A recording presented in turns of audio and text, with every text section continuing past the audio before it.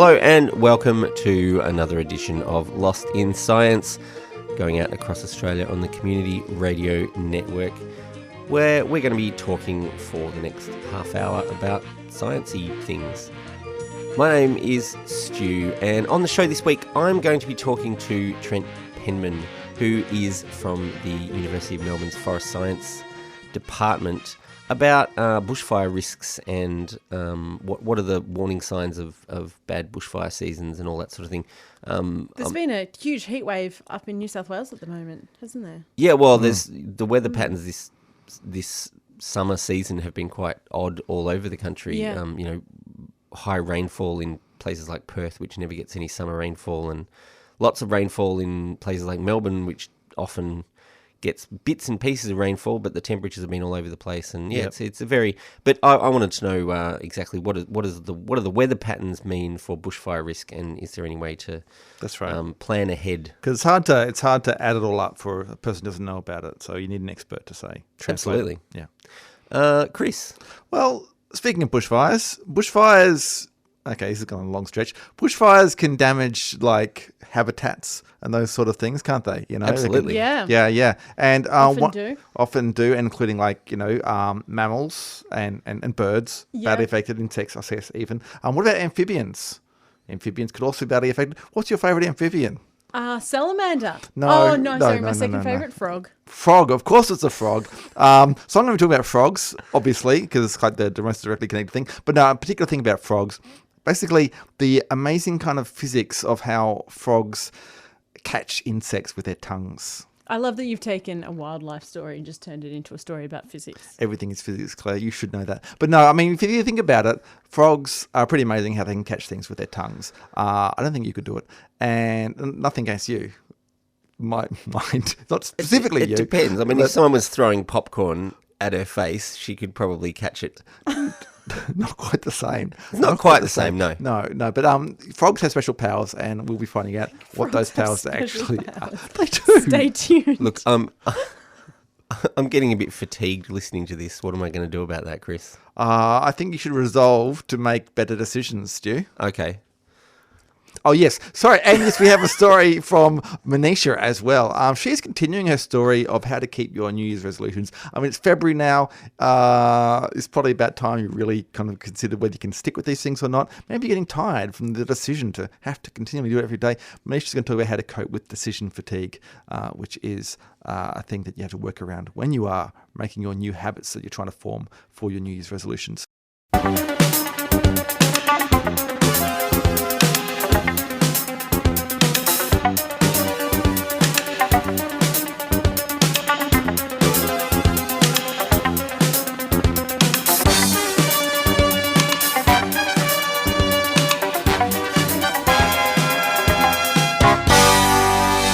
So bushfires in Australia are a seasonal problem in most areas of the country.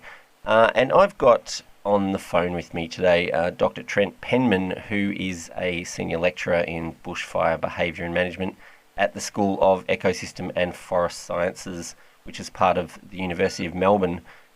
Thanks for joining us on Lost in Science, Trent. Thanks for having me on. Now, what is it that you study at the School of Ecosystem and Forest Sciences? So our research group is focusing very much on trying to better improve our prediction of bushfires and their behaviour, and also the impact these bushfires are likely to have on assets. So we look at the impact on houses and on people, but we also look at the environment and other infrastructure or valuable assets in the landscape. So we span from the very low-intensity fires that we might use for prescribed fire or fuel treatments, right through to the large bushfires and those events. And we try and work out how we can use fire and manage fire to reduce the risk to people in our landscape. Okay, so I mean, the very fact that we need people studying bushfires means that they're very likely to happen periodically in Australia. What is it about Australia that makes bushfires such a part of the landscape? Well, I guess almost every ecosystem in Australia has some form of fire regime. They can vary quite widely. And when we talk about fire regimes, we're not talking about just the big bushfires we see on the news. It's the whole range of the smaller fires, some of the medium-sized fires, and the big fires as well. And it's the sequence of those events that we have to study and have to understand. So we have ecosystems like Tasmania. We had some bad fires there in the last few years. And these were possibly once in a millennia or once in multiple millennia type fires. If we go to the other end of the continent and look in the Northern Territory, we have areas there that can get burnt once or sometimes even twice a year. And these fires are quite frequent, and that's one of the most fire-prone parts of Australia is up in the Northern Territory. The reason that they get such frequent fires up there is that they have the wet season and the dry season, and they have grassy ecosystems. In the grassy systems, in the wet season, the grass will grow, so there'll be fuel there to burn, and it dries off in the dry season and makes it available to burn at some stage there, provided they get an ignition. If we look in our forested systems, the fuel accumulation or the rate at which fuel becomes available is a little bit slower, and that varies depending on where you are in the landscape. So some of the forests, like the mountain ash, which have slower accumulation rates but also stay damp in many seasons, and so their fuel's not as available as often, so we see much longer periods between fires in those systems, sometimes in the order of decades. So we have quite a variety of systems in Australia and quite a variety of fire regimes, and almost no two fire regimes are the same. I guess that makes it a little bit difficult to sort of have broad risk assessments for every area in Australia that sort of blanket everything. You'd have to sort of have a particular assessment for a specific area. Yeah, that's very true. What works well in one part of the country will not necessarily work well in other parts of the country. We do know some relatively broad principles that tend to work, but what we really need to understand is the range of factors that lead to creating that risk and how that varies across the different regions, and that'll allow us to develop strategies that will be more appropriate for where we are. If we take our forest grass sort of dichotomy, strategies, a grassier system need to be more regular, and they need to be thinking about how that fuel can be managed year to year because they're potentially available every year, whereas strategies in forests that take longer to accumulate and the fires are less likely on an annual basis need to consider different aspects. So we might be looking at when these big fires happen, we've got limited ability to control the impact of the fires. So looking at strategies to ensure people are out of the way of the fires, either by not living in those areas or by making sure they've got plans to evacuate early so that we can get as many people as possible away from the danger areas. Are there any sort of warning signs that a particular season is going to be of a higher risk rating than other seasons? I mean, I don't mean, summer and winter. I mean, from year to year. I mean, I guess in southern parts of Australia, the fire season is probably in the summer. But so, would there be anything that you would look at before the summer actually hits that would let you know that maybe this year is going to be a higher risk year for fire? There's a lot of factors that you could take into consideration, and the Bureau of Meteorology each year put out a seasonal forecast about their likelihood of bad weather for fires in different systems. And that's quite important and used by agencies to start thinking about how they might place resources around their state in order to try and reduce the risk through those methods. Other things we need to look at are long-term drying patterns as well. So particularly in the wetter forest, they don't, switch on or become available to burn every year, and we can look at whether or not there's been a preceding drought over the winter and even the summer before to see whether these areas are getting primed for the likelihood of fire. The weather forecasters can look ahead to what sort of summer we're likely to have, whether it's going to be hot and dry or hot and wet, and obviously the wetter the summer is, the less likely we are to have fires. But I really wouldn't like the job of forecasting because there's a lot of challenges there, and you tend to get criticised if you get it wrong and not thanked if you get it right. So it's a dangerous position to be in. But we can look across the season and say that there's an increased chance. We can never guarantee it. And I guess the patterns of ignitions are very much the same. We know where ignitions are more likely than others, but we don't know exactly where they're going to occur. So it's very hard to plan precisely for where the next big fire might be coming from.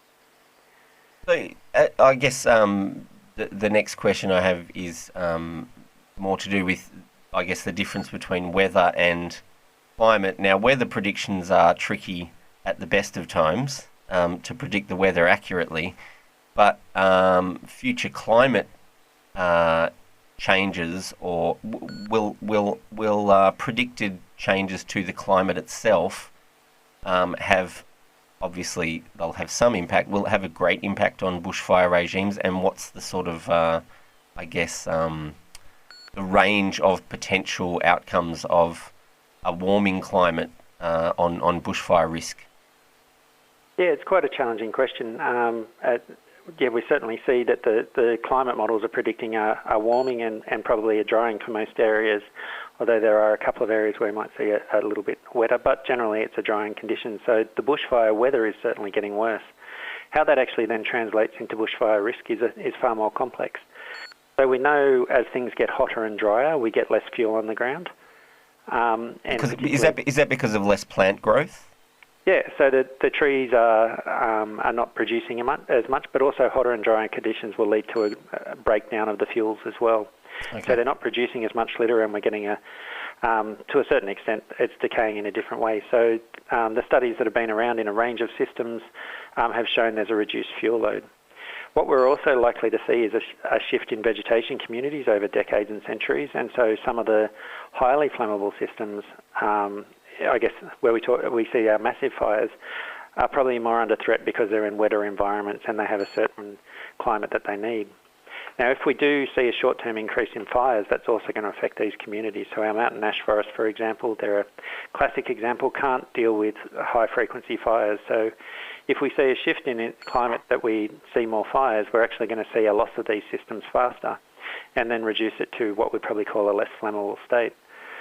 So while it might have a positive effect, I guess, on bushfire risk, it's going to have a very negative environmental effect. So it's really hard to know what's going to happen in the future with fires. It's not as simple as the weather goes up, so the fires go up. In fact, once all these things are played out, it's possible that we might see less fire in some systems and a change in risk. But it may be that risk is lower but more frequent, if you like. So the short answer is we don't know. And I guess we'll be watching that carefully as changes start occurring. Yeah, that's right. And I think it is very important to put in place some monitoring strategies so that we can start to understand how these things are shifting. And really, it's how the environment changes and the rate at which that changes that's going to dictate how our risk will be shifting more than the weather, I think. Well, it's really interesting work that you're doing up there, Trent, and thanks for joining us on Lost in Science to talk about your work in bushfire prediction and risk. Thanks very much for having me on. Across Australia on the Community Radio Network, you're listening to Lost in Science.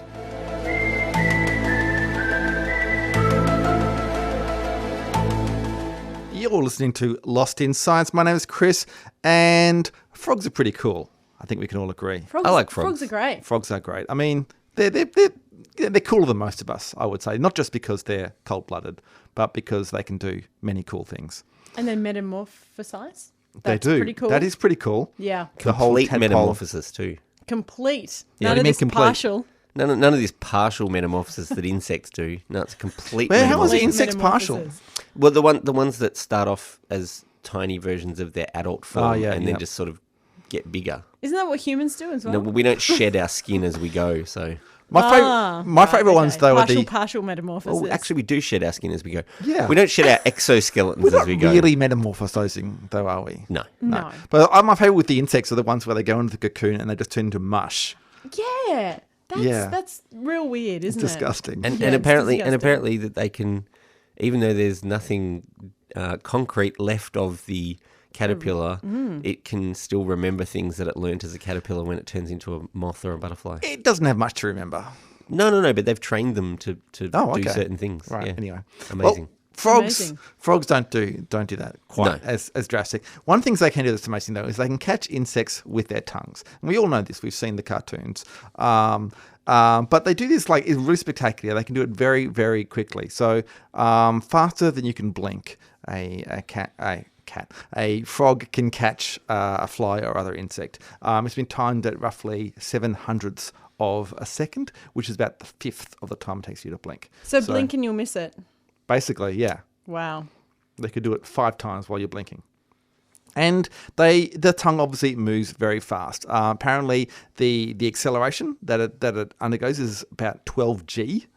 So 12 times the acceleration due to gravity. I mean, it's not like an astronaut. lot. It is a lot. That's And a they lot. can, Does their tongue like go unconscious when it hits 12G? it's operating pretty automatically, I would imagine. And they're pretty strong. They can pull 1.4 times the frog's own weight, up to 1.4 times the Get frog's own out. weight. Their tongue Yeah. can pull 1.4 times their own Yeah, weight. That's yeah, amazing. That is pretty amazing. So they could, I guess, in theory, did that Far Side cartoon where the frog gets the aeroplane and it gets dragged from the sky. That could happen. If you had an aeroplane that was less than 1.4 times the weight of No, the frog. the frog didn't. The frog pulled itself up. Oh, right. So it didn't okay. pull the plane down to it. The Oh, frog right, pulled okay. itself up in the cartoon. Anyway, so question is, how do they do this? Because catching something like that, obviously you've got to have some really good stickiness of the tongue to be able to catch something and move it that fast, especially for something that's 1.4 times the frog's own weight. So this is like one of the mysteries. I mean, because And it is a stickiness situation. It isn't a wrapping the tongue around it. there is a little bit of that. Okay. But there is stickiness as well, Claire. Because, because insects are they're not necessarily totally clean. They're covered with hair as well. If you think about if you get like a sticky thing, like a bit of sticky tape, you try to pick up something quickly with it, like a fly or something. If you move it that fast, it's going to be very sticky to be able to adhere to an insect. Well, there used to be toys when I was a kid that were basically a little plastic frog thing. Yeah. And it had a sticky tongue that you could slap on, your mate's schoolwork while you're trying to do their homework and steal the paper off their desk. Okay, so maybe this isn't as Genius. remarkable as it is because Stu used to do this when he was a kid. Well, anyway, no, look, some people have studied this. So there's biomechanical engineer Alexis Knoll from Georgia Tech in America. She and her colleagues, they examined this. They videoed a number of different species of frogs and toads at the Atlanta Zoo, and to work out exactly what they did, and then they tested the properties of frog tongues and their saliva. Because a lot of it comes down to the properties of the saliva. So they tested the viscosity of the saliva using a rheometer, which is an instrument designed for testing viscosity. They needed to scrape the tongues of 15 frogs to get enough saliva to be able to test it because you needed a certain amount before the instrument worked. And what they found is that the saliva is a particular type of non-newtonian fluid that displays shear thinning. Right. I see a few blank looks. I know what a non-Newtonian fluid is, Yeah, but it's a stir thickening fluid, just like cornflower slime. Well, Right? No, not necessarily stir thickening, but it behaves differently depending on the forces that's applied to it. Yeah, that's quite correct. This is kind of a bit the opposite. So basically, this is shear thinning. So when there's a shear, like say if you had a bit of the fluid, say between your fingertips, the viscosity goes down. So there are quite a few fluids that display this property. Tomato sauce is one. That's why when you shake the bottle, it flows. But otherwise, it just sticks to the sides of the bottle. Paint is another. Like you can brush on paint fairly easily and get it, then it sticks to the wall. It doesn't come off. Even whipped cream, I'm told, is a bit of a shear thinning. Maybe I'm not so sure about that. look, I'm not interested in getting thinner layers of whipped cream to find out. I want more whipped cream. Well, this is true. That's what we should aim for. But I guess saying, you move with the spoon, you can whip the spoon through it quite well, but then it stays fairly solid when you're not doing that. So this is the thing with these shear thinning fluids. So this saliva, the frog saliva, it's normally in normal state it's more viscous than honey, but under a shear force, it can get to 50 times less viscous.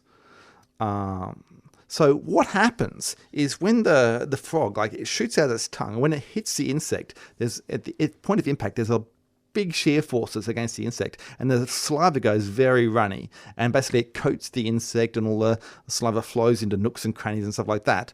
But then the tongue kind of wraps around the insect and holds it in place, and the saliva turns viscous. So while the saliva is moving, it moves very quickly. It flows very quickly. And then when it sort of stops moving, it gets all sticky again. It gets all sticky, yeah. Right. And so, the frog tongue is very soft. They measure the softness of frog tongues. They're about 10 times. What sort of unit do you use to measure the softness of a frog There is a tongue? unit. They said it's 10 times softer than human tongues. 10 times softer? They said it's about as soft On the as... tongue softness scale. The other comparison they said was soft as a brain. I'm not sure whose brain, but that's probably not. Think of the tongue better than the... Jeez, the scientists, you need to work on your PR. It's soft as a brain. Come Soft as a on. brain. Well, it is soft. So it's enough to wrap around the insect. Also, out of a point of interest, their tongues are attached near the front of their mouths, unlike ours, which are the back of the mouth. So I guess it can shoot out easier if it's at the front of the mouth. But anyway, so then the trick is, so it wraps around the insect, and when it pulls it back at this high speed, it actually acts a bit like it stretches. It's kind of elastic, the tongue. So it's a bit like a bungee cord. If you think about like a bungee cord, it doesn't rip your ankle off. This is the same thing, it absorbs the soft material of the tongue, absorbs some of the force of pulling back, so that it doesn't... Sort of elastic? It doesn't, so that you manage to hold the insect still in place using the viscous saliva. And then, once it gets into the mouth, something even more gross happens, though. Bring it on. Okay, so because you got this viscous saliva on the tongue that's holding the insect, you need to then get a shear force again to release the insect so it can swallow it. And the way it does that is it pulls its eyeballs into its mouth cavity, and they push against the insect and sort of slide it off the tongue, creating more shear force that makes the saliva viscous again. You got that? Okay. Yeah, that's probably the grossest thing I've heard all day. That is crazy. Anyway, so this is the magic properties of the frog saliva. Now, of course, with these, you get the usual things of maybe they could make some new adhesives, talking about, for conveyor belts perhaps, or manufacturing plants, or maybe have drones who can pick things up like frogs do. But really, I think it's just cool knowing about frogs and their special tongue spit powers they use to catch bugs. And their weird eyeball swallowing. Swallowing. Science, the final frontier.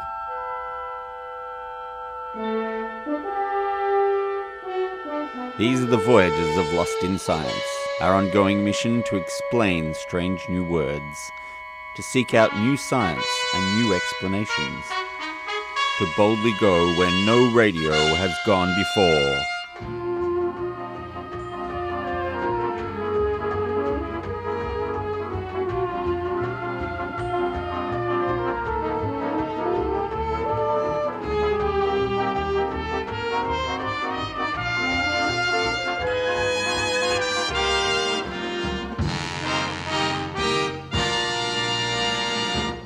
So today I'll be continuing my mini-series on how to best change, break, or make habits. So far, I've shared 2 tips on how to best do this to achieve your big dreams and your big goals. In week 1, I discussed setting smaller, more attainable goals or targets as part of your larger resolution. The achievements along the way will positively reinforce your new behavior and will help you keep on track with the new behavior as you move closer and closer to your dreams. Are you thinking of putting out kind of a self-help kind of I should, app shouldn't or something? I? Yeah. I have the voice for it, don't I? We'll repackage our podcast. Yeah. Yes, sell it for the Manisha, masses. Coach Manisha. Sounds right. That sounds good. That's good, yeah. Yeah, follow me and you'll never go wrong. Okay, so in week 1, we discussed setting smaller, more attainable goals. And last week, I discussed how to incorporate new habits into your routine using the if-then planning method. The technique is designed to set our manageable contingencies. The technique is designed to set out manageable contingencies that work with our existing routine. If it is past 3 p.m., then I won't have coffee. If my paycheck comes in, then I'll put away $100 into my savings account. If it is Sunday, then I will call my grandparents. By creating the contingency, our brains will look out for our if condition, even when we're not conscious of it, helping us to remember to complete our small, manageable task. So this week, I'd like to move on, and my next tip is to keep things simple. Believe it or not, our brains experience what is known as decision fatigue. You can think of this as almost like a maximum quota of decisions that we can make within any given time frame. And by overdoing it, we end up exhausted and unwilling to continue with the task at hand. This is often what happens when we set goals or New Year's resolutions. So say I'm trying to read more. So if I wanted to try to read more and try to save myself from the decision fatigue, I should find a reading list or maybe compile a reading list of books that I already know that I want to read. So you don't have to get to the end of the book and then go, oh no, what do I read next? Exactly. Right. So every time I want to pick up a book, I don't have to actually think about doing that additional work to find which book I should read or anything like that. The decision's already made for me. I go down the list and I read the next book on the list. So you're sort of minimizing the number of decisions you need to make. Is that we only have so much willpower. If we add additional choices and decisions, we have to exert much more willpower and make more formulated decisions before even beginning our task. Instead, by removing the choices, you're in a better position to get straight onto your task before the procrastination can even take over. This technique was described by Kathleen Vose and her colleagues in a 2008 paper in the Journal of Personality and Social Psychology. The authors studied decision-making in different groups of participants. And all of the participants were presented with choices about consumer goods or either about consumer goods or about university course selection. And one subset of the participants was asked to make a decision, while the other was given all the same options, but they weren't required to make any formal decision about the information. The authors concluded that making the decision depletes some of our self-control resources, as they said, or as they put it. And the participants that had to make any sort of decision displayed behaviors of lower self-control, things like high levels of procrastination or less physical stamina. Self-control was lower. I just said that. Sorry. This technique was actually even used by Barack Obama while he was in office. I'm not sure if a lot of our listeners have heard about this, but he chose to only wear blue and gray suits while he was in office because he didn't want to actually have to exert the energy of making the decision on what he'll be wearing. Instead, he conserved that energy to make decisions on what should have been more important issues. Not sure what he made those decisions on, but yeah. There was some scientist who had just the same clothes in his wardrobe as well, so he didn't have to make decisions about what they wore. Yeah. So they could spend their brain power, thinking about more important things. Yeah. I think Inspector Gadget did the same thing. He always wore the same trench coat and. Well, so did Inspector Clouseau, but I don't know. He was making better decisions. Yeah. I get all of these references. I really do. This technique actually also works if your goal is to try to break a habit. So say you want to stop snacking, just don't buy the snacks. You've removed the decision and you don't have to exert any willpower when you have to stop yourself from going to the pantry to pick up your snacks. If your goal is to prepare dinner every night, instead of relying on takeaway, then maybe the work that you do is your meal prep and you set a schedule for what you're eating. That way, when you come back from a particularly long or exhausting day, you can't really just rely on takeaway. You have everything set up for you, so you don't have to. I suppose you could always rely on takeaway. I tend to. But the point being that if you have everything set up and in place at the time, you don't have to actually make the decision or exert any willpower to follow through with. At least have the takeaway menus on the fridge door, so you can see or in a handy folder. Yeah, by the phone. I shouldn't debunk my own tips as I'm saying them, but you could even cook some meals in advance in case you're really tired and you can't even be bothered combining the ingredients. This is getting into does past you is more willpower than future you and that kind of thing. Does Sunday you have more willpower than Wednesday? Yeah, I don't. Sunday me cannot be relied on for anything. I'll tell you that now. Well. Yeah, I'm the same way. We'll warn you next Maybe Saturday. You should be doing these tips week by week and changing those unreliable behaviors, Chris. Maybe. Yeah, maybe. Anyways. You can't see Manisha wagging her finger, but she kind of was. Yeah. I'm waiting for the full set of 5 tips and then they'll choose which I like best. Oh, or you can do all 5. Anyways, so this week's tip was to keep things simple. Take away some of the decisions you have to make in your daily routine to help you stay on track for your goals.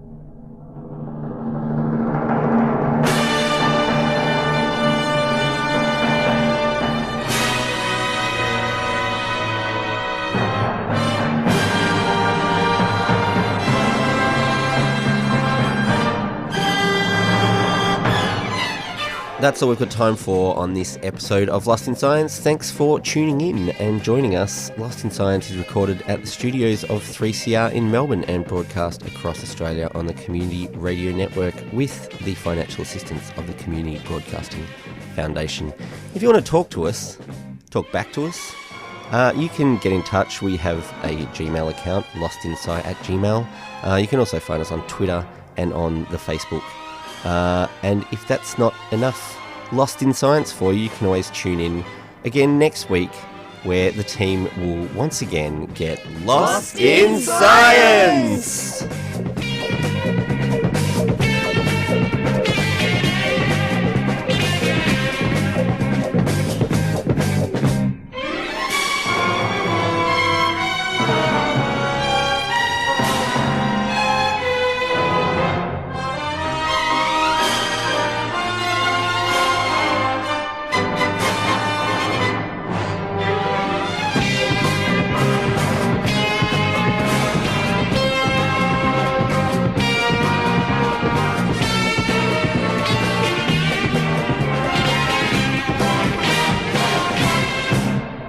Thanks for listening to a 3CR podcast. 3CR is an independent community radio station based in Melbourne, Australia. We need your financial support to keep going. Go to www.3cr.org.au for more information and to donate online.